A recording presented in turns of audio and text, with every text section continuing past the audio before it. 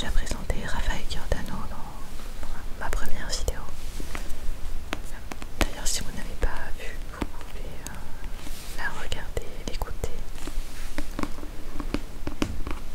Je vais faire une lecture directement juste après la présentation et non pas une lecture non. Comme la lecture avec les contes qui avaient plu dans la façon de tourner. Qu'est-ce que ça pouvait bien être la normalité? Sûrement un truc qui rassure. Basile, inventeur au génie décalé, vient d'ouvrir une boutique comme il n'en existe pas. Le bazar du zèbre à bois, objet provocateur, est-il écrit sur la devanture. Des créations pleines d'humour et de poésie, véritable déclencheur d'émotions, de sensations et de réflexions, un lieu à vivre et à rêver. De quoi bousculer les habitants de cette petite ville conventionnelle où il a grandi. Un soir, le carillon de la porte d'entrée retentit. Un grand ado apparaît. Voilà Arthur, Art pour les intimes, qui exprime ses colères à ciel ouvert grâce au street art. Fâché qu'il est avec le système qui n'a pas l'air de vouloir lui laisser une place. Au grand désespoir de sa mère Julia, né talentueux, désabusé de cantonner son talent à la conception de déodorants. Mettez certaines personnes en présence, il ne se passe rien. Mettez sans d'autres ensemble et soudain, c'est un feu d'artifice. Entre Basile, Arthur et Julia, c'est une rencontre silex.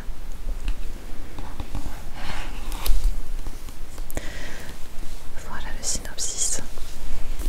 Pour que vous compreniez le thème de l'histoire. Ici on a la présentation de Raphaël Giordano et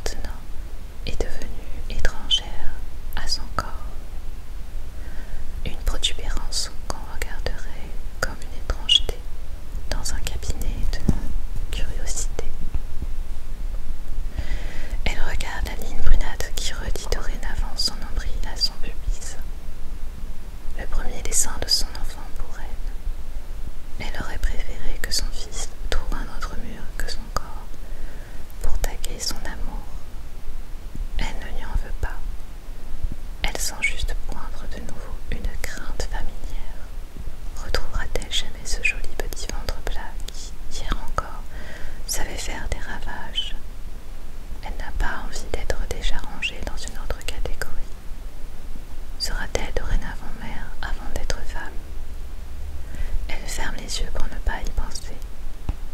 Pas maintenant, pas encore. Son homme s'enquiert. Ça va? Oui, ça va. Le docteur, lui, à son rôle, se penche pour appliquer le gel froid sur son abdomen. Frisson. Tout bon porteur de stéthoscope aurait parlé d'horripilation ou de réflexe pilomoteur. Les autres, vous et moi, de chair de poule. La sonde commence son travail d'exploration. Le silence s'installe. Il y a des moments où les mots n'ont pas leur place.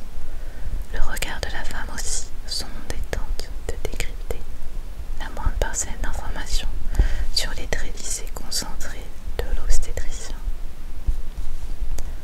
Soudain, le visage de l'homme se trouble. Là, n'est-ce pas la Ridulon qui se crispe entre ses deux yeux? Elle retient son souffle et plante ses ongles dans la paume de son mari. L'inquiétude laisse 4 petites marques rouges, sang, dans sa chair. Il ne bronche pas, lui-même galvanisé par les images surréalistes du petit être qui apparaît sur l'écran. Les secondes paraissent interminables.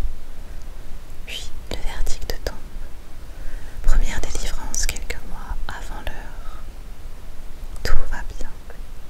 3 petits mots lâchés nonchalamment, avec un léger sourire flottant de praticien satisfait.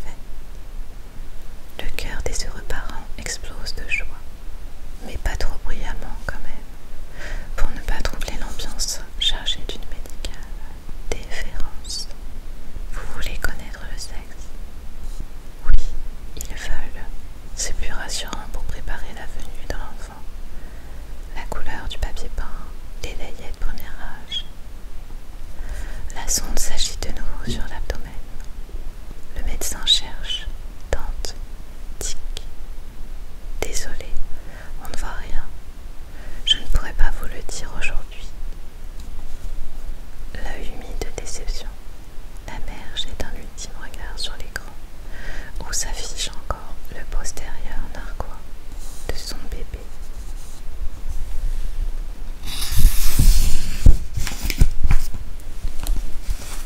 Scène 1. Je m'appelle Basile. J'ai commencé ma vie en montrant ma lune. Est-ce pour cela que j'ai toujours eu l'impression de venir d'une autre planète? Après 42 ans d'existence, je crois savoir mieux aujourd'hui de quel bois je suis fait. Certainement plus un bois de Geppetto que de meubles Ikea. À 5 ans, j'aimais m'entraîner à lire tout seul. À 6 ans, après une course-poursuite effrénée, dans la cour de récréation, avec mes camarades de classe, je m'arrêtais essoufflé, en portant 2 doigts à ma jugulaire pour prendre mon pouls et m'exclamer: oh, mon cœur bat trop vite. La fille dont j'avais la faiblesse d'être amoureux. J'étais également atteint d'une forme de précocité sentimentale. Se retourna vers moi en s'esclaffant d'un air moqueur. Mais non, espèce d'idiot, il n'est pas là, le cœur. Il est là, dit-elle en frappant sa poitrine au bon endroit. Le fou rire général fit son œuvre de petit poignard, et l'incident me valut une réputation de crétin fini, qui me poursuivit tout le reste de l'année scolaire.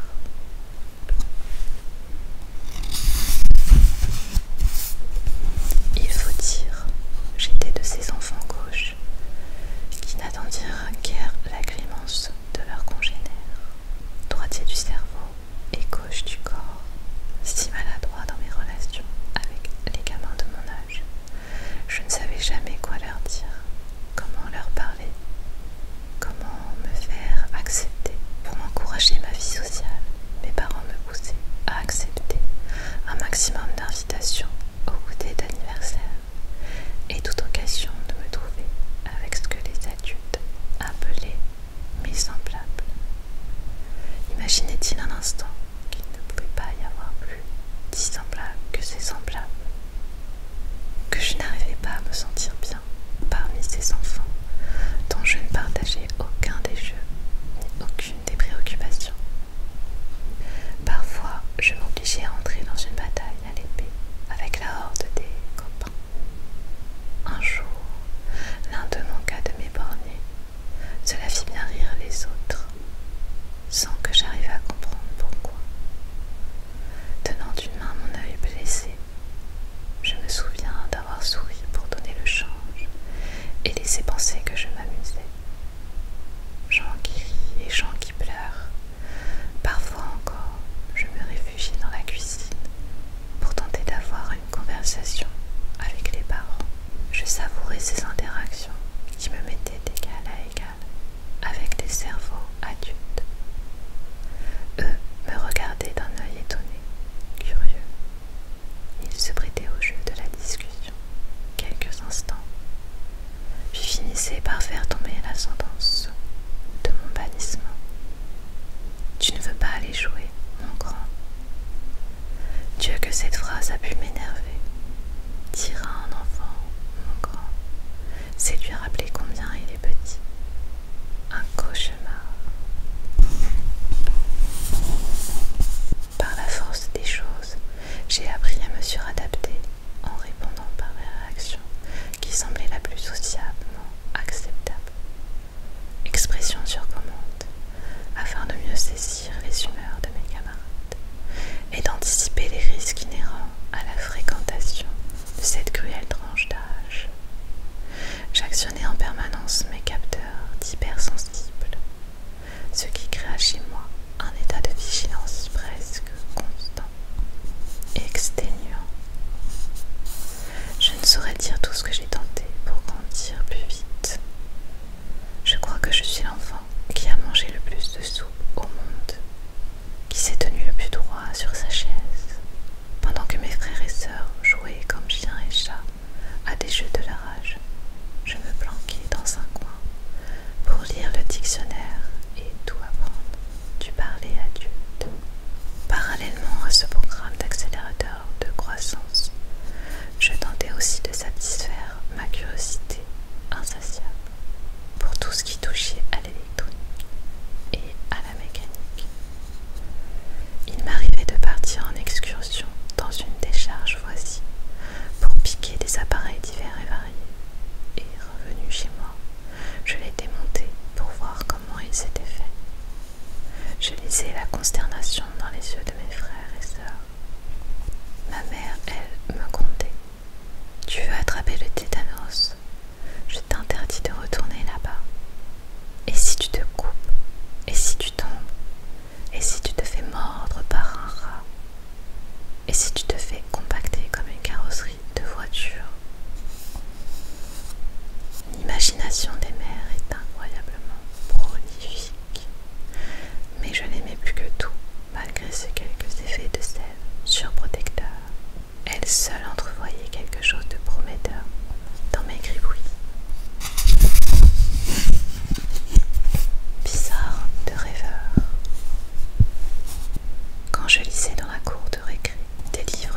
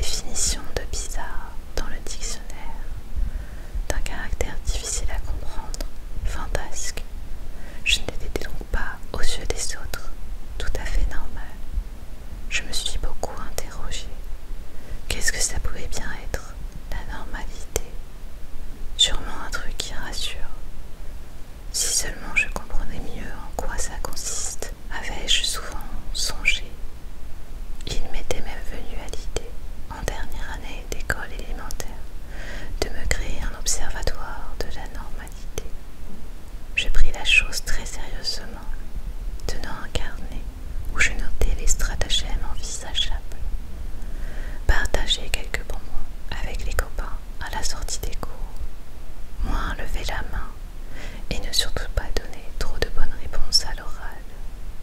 Oser une petite insolence avec la maîtresse. Aimer le foot et les jeans à trous. Avoir une amoureuse. Mot avoir raturé. Remplacer par s'inventer. Recracher bruyamment ses épinards à la cantine en ayant l'air de trouver ça le plus dégueu possible. Acheter du faux sang pour Halloween.